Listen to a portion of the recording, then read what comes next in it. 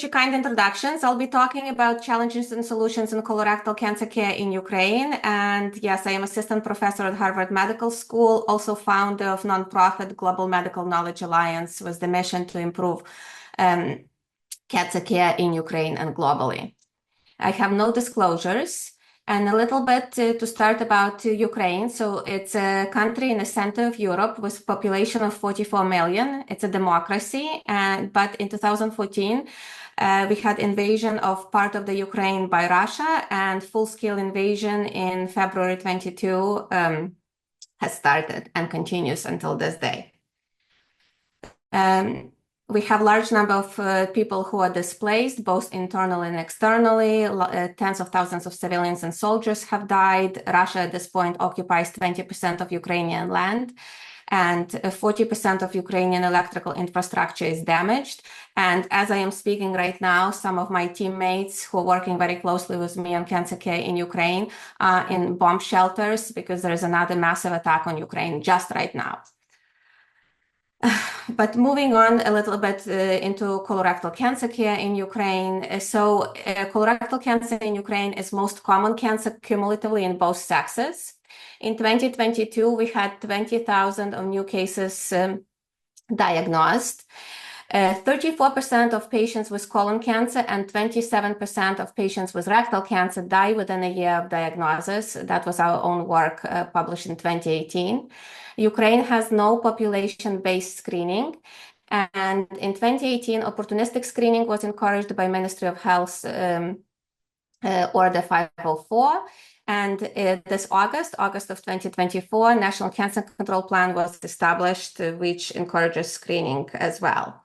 I'll share with you some of our work done in Ukraine on colorectal cancer and cancer in general, and you'll have opportunity to ask questions at the end.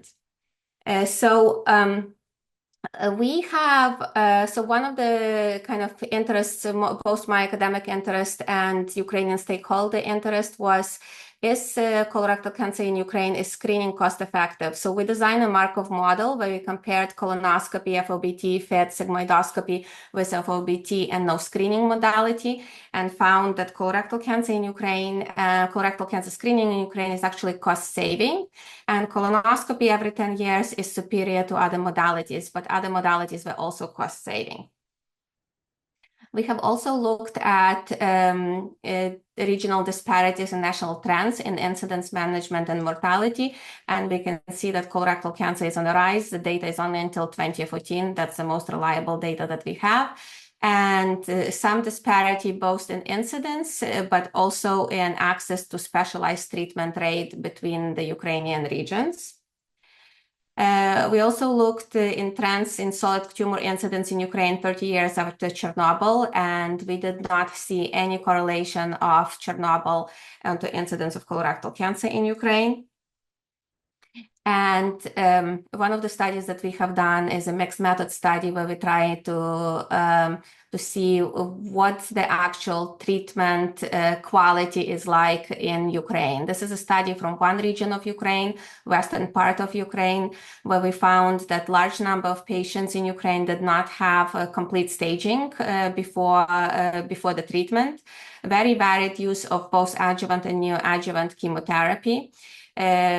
Significant issues with guideline concordant care, and lack of resources were the biggest stated reason for the issues with guideline concordant care. This is another study that we've done to see, investigate a little bit more barriers to evidence-based colorectal cancer care in Ukraine. And again, the issues with resources came up. But another thing that came up from this study that a large number of Ukrainian physicians and healthcare professionals were mentioning that English language proficiency has been a big issue for them, and access to high quality evidence-based literature as a result of both paywall and English language proficiency was an issue. There were issues with knowledge and obviously health system barriers.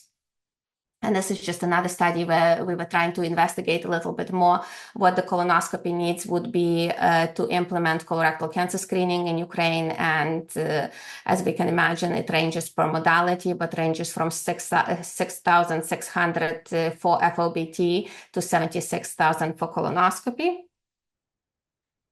And in summary, what are the big issues for colorectal cancer care in Ukraine? So we do have late stage of disease at diagnosis, and at this point, no screening. Very limited adherence to guideline concordant care, and that varies across the regions in Ukraine. The other thing is that we have no mechanism for quality and safety concerns. Lack of resources continues being an issue, and English language proficiency and access to high quality medical literature for medical personnel has been an issue that has been brought up many, many times. So before February 2022, we worked very closely with Ukrainian stakeholders to work on items that are needed to establish colorectal cancer screening program, and that's why we did the Markov modeling and modeling on the numbers needed for the colonoscopy. We started collaboration with Ukrainian National Cancer Institute, and because of that, we established organization Global Medical Knowledge Alliance.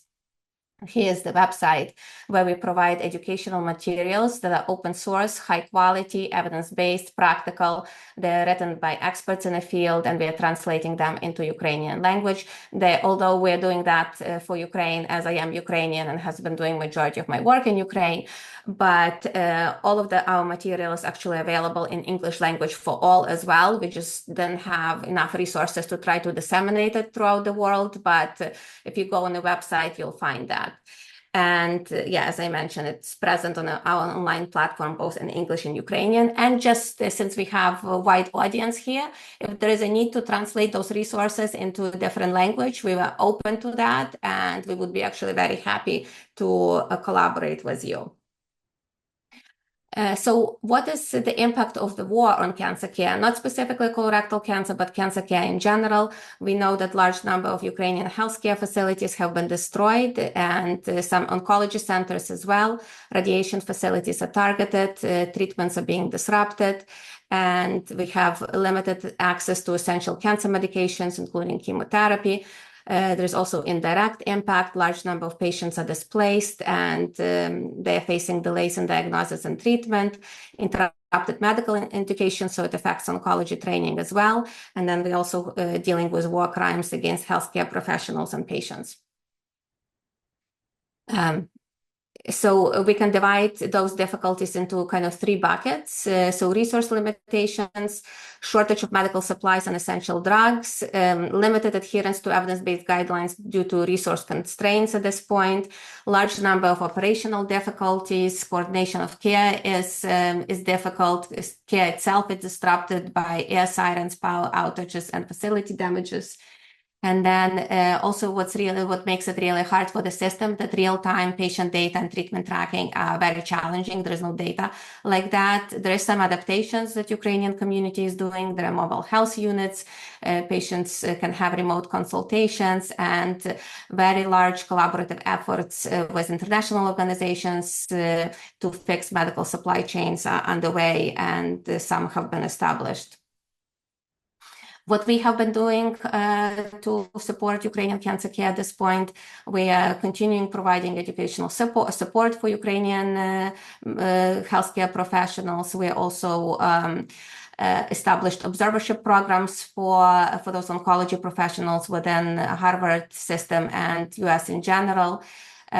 We have supported development of cancer care guideline in a time of war, and continue with research and analytics, and collaborating very closely with Ministry of Health, National Cancer Institute, and international NGOs. One thing that we've done most recently, it's cancer capacity mapping surveys. We've done that among the patients on social media, and in person and for cancer centers. And 60% of those patients report prolonged wait time for diagnostic tests. 61% report supplemental out-of-pocket payments to expedite the imaging. The good news is 60% of patients were able to start their treatment within 1 month. 25% report delays in initiating treatment due to war, and 11% report treatment interruptions, but if you're closer to the front lines, if you're in Kharkiv, that's the number moves to 23%, and 30% of patients report need to cover cost of the instrument supplies or the medications. There's also continued systemic therapy shortages across the Ukraine. Access to immunotherapy and targeted treatments remain very, very limited. A large number of patients do pay out of pockets for their cancer treatment. And a lot of patients moved within Ukraine and abroad to be able to receive cancer care, and less as a displacement just due to war. Total number of cancer treatment wait times more than 2 months were higher and closer to the front lines, and that just kind of makes sense. A little bit more what global cancer community can help for Ukraine. So we would really encourage help with capacity building, educational materials and courses. Please provide observerships for Ukrainian physicians and research opportunities. Training residents would be important. And if you can participate in teleconsultations for Ukrainian physicians, that would be great as well. And I would like to say thank you to large number of stakeholders in Ukraine with whom we work very, very closely. And also people in Boston who have been very generous in providing their expertise to train Ukrainian medical professionals. And I am open to take any questions. Don't forget to like, comment, share, and subscribe to OncoDaily on YouTube. Hit the bell icon to stay updated.